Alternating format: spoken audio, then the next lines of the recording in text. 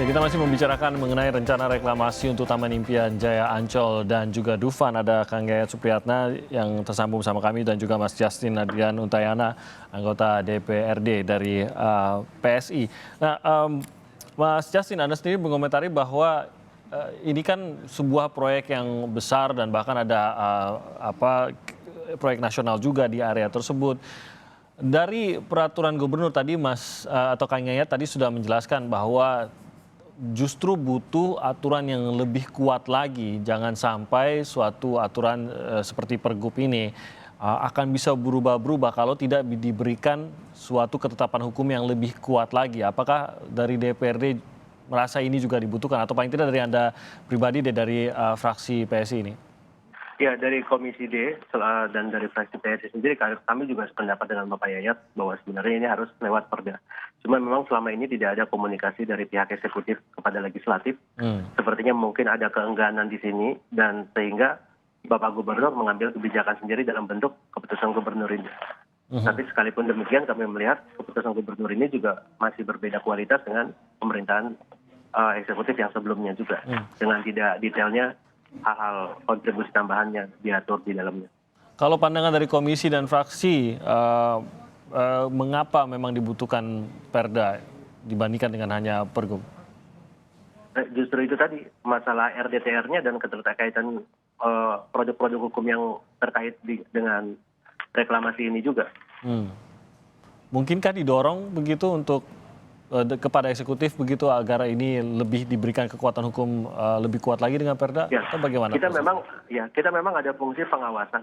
Kita ada fungsi pengawasan dan kita ada fungsi legislasi juga. Akan tapi itu bila mana menyangkut produk-produk hukum berupa Perda.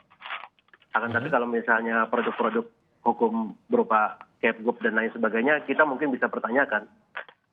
Dan untuk kedepannya pastinya setelah terbitnya ini, Komisi D juga pastinya akan mulai berkomunikasi juga dengan BUMD terkait, dengan Wisata juga, dan lain sebagainya.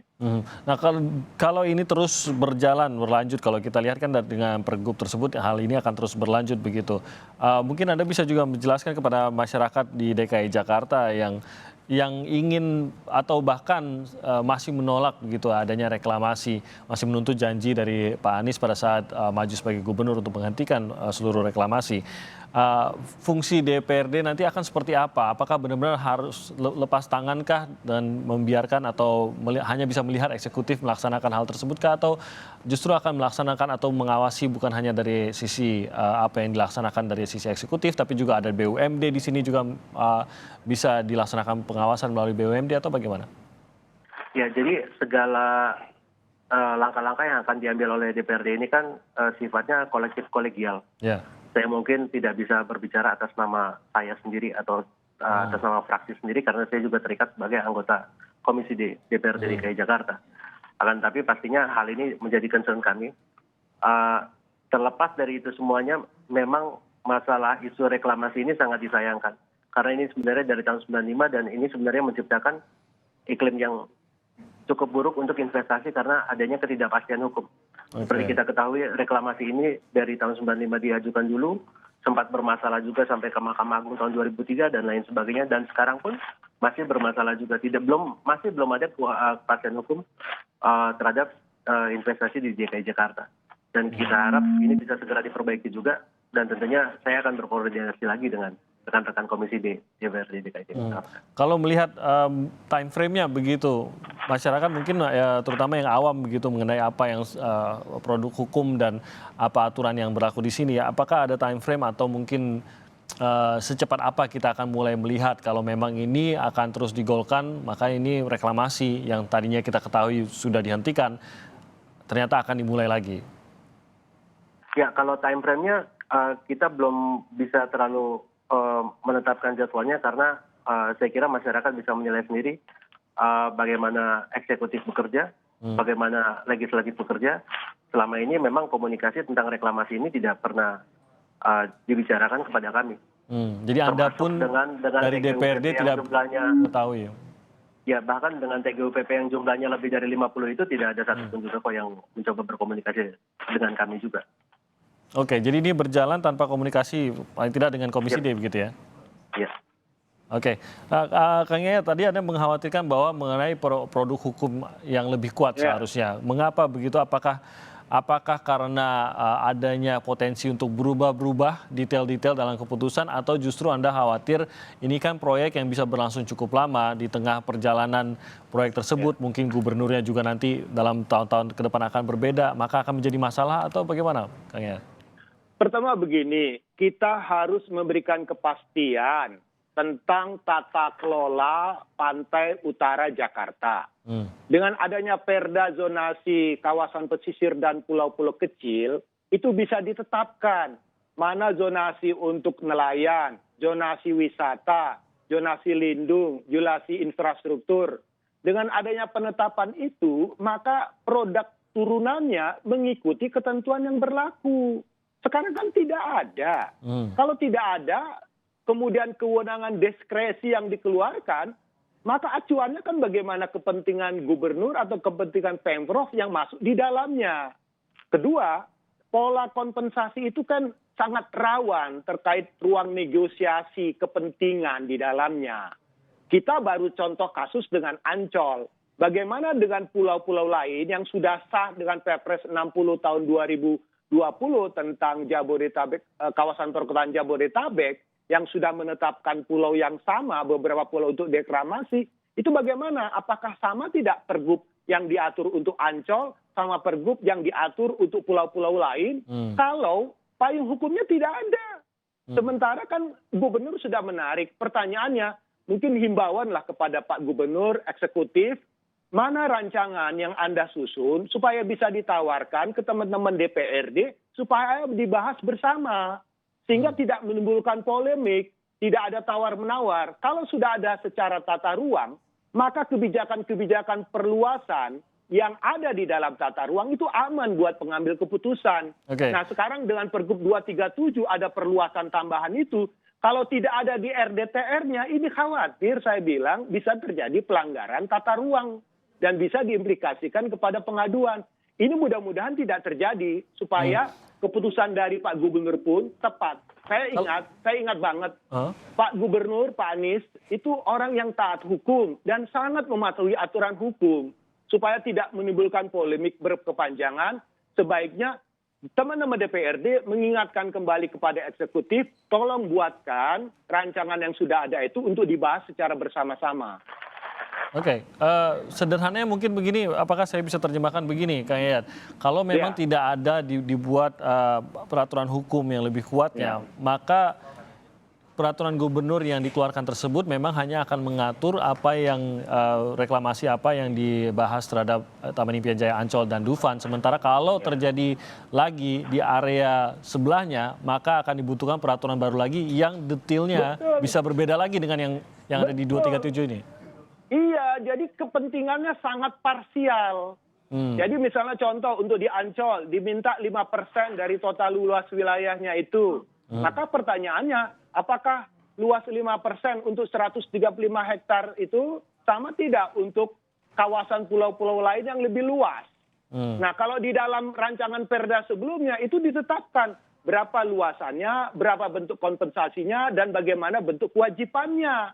Kalau di dalam rancangan peraturan daerahnya sudah ada, maka kewajiban-kewajiban ini bisa menjadi bahan pertimbangan bagi pengelola pulau-pulau reklamasi lainnya untuk membuat skema yang mendekati aturan peraturan daerah. Jadi tidak pendekatan untung rugi, pendekatan kepada kepentingan sangat sepihak begitu. Kita untuk melindungi kepentingan DKI loh, dalam hal ini dan kepentingan warga di dalamnya.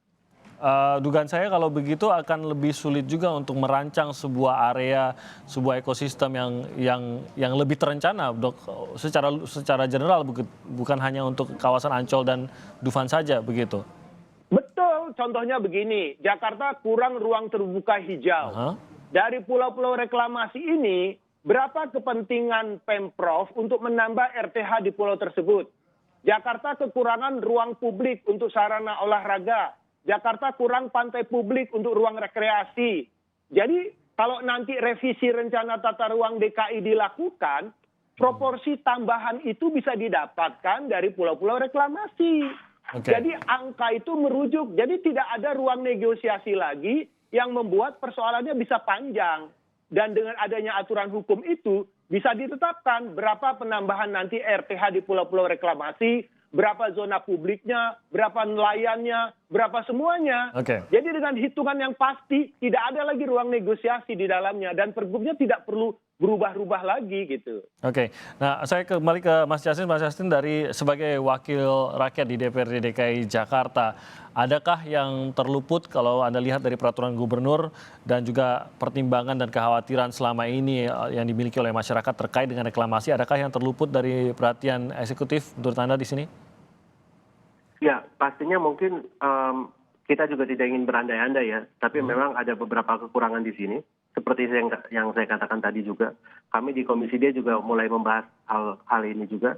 Akan tapi untuk langkah-langkah berikutnya mungkin belum dapat saya sampaikan karena apapun yang kami akan tempuh itu merupakan keputusan kolektif kolegial juga. Apakah itu merupakan prioritas kita atau mungkin permasalahan lain yang harus kita sikapi terlebih dahulu. Apakah akan ada pembahasan khusus mengenai peraturan gubernur ini di Komisi D?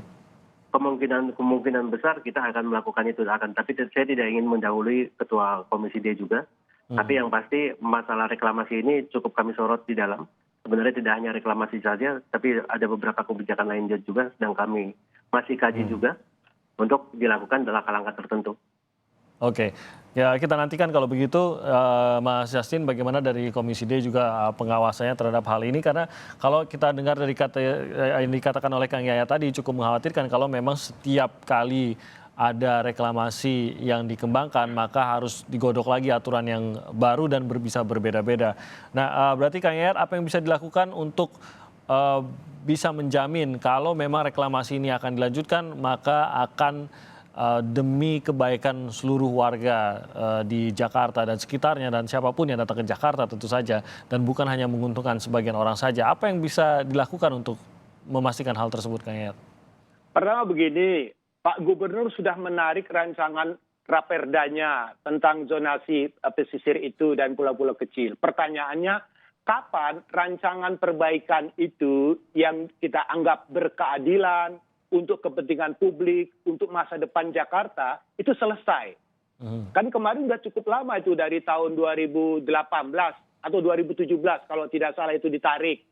Sekarang sudah hampir 2020, 3 tahun loh. Jadi 3 tahun cukup menunggu lama kita. Apakah karena situasi dan kondisi. Sementara dinamika yang terjadi di lapangan itu, legalitas reklamasi sudah ditetapkan melalui Perpres 60. Sudah juga dijalankan dengan Pergub yang 237 ini. Artinya dinamika di lapangan ini kan terus berjalan. Sementara aturan hukumnya kalau tidak ada ini bisa bias kemana-mana. Kemudian celah 3 undang-undang yang digunakan, salah satunya undang-undang administrasi pemerintahan itu yang memberikan ruang diskresi, ini bisa kemana-mana. Karena diskresi itu ya diberikan oleh pimpinan. Jadi otomatis supaya diskresi ini tidak berpihak kepada kepentingan satu pihak, tapi berkepentingan yang lebih luas, lebih bagus berikanlah rancangan perda yang sudah ada. Kita sekarang tuntutlah kepada teman-teman di eksekutif, kalau sudah selesai naskahnya, draftnya, sampaikan ke Dewan, supaya tidak ada polemik terus-menerus. Kita juga lelah loh, dari tahun 95 sampai sekarang tahun 2020 ini udah hampir berapa? 35 tahun lamanya. Betul. Kita hanya debat seperti ini. Sepertinya hanya masalah aturan saja kita tidak bisa selesaikan. Ini kan menunjukkan betapa lamanya kita menyelesaikan satu masalah yang sebetulnya tiap hari sudah terjadi di depan mata. Kita masih menantikan bagaimana komentar ataupun penjelasan dari eksekutif. Dalam hal ini Pak Anies mengatakan akan memberikan penjelasan yang lebih lengkap. Sekalian katanya akan diberikan lebih lengkap. Kita juga sebenarnya mengundang dari pihak Pemprov namun belum berkesempatan untuk hadir pada hari ini untuk memberikan penjelasannya. Kita pegang dulu kata-kata Pak Anies untuk memberikan kejelasan yang lebih lengkap. Kang Yayat, terima kasih banyak atas waktunya. Mas Justin juga dari PSI, terima kasih atas waktunya pagi hari ini. Semoga tidak perlu lanjut 25 tahun lagi Kang Yayat ya pembahasan mengenai hal ini, tapi terlalu lama agar jelas. Iklim yang buruk Mas Justin. Terima kasih sekali lagi Mas Justin dan juga Kang Yayat Supriyatna atas waktunya.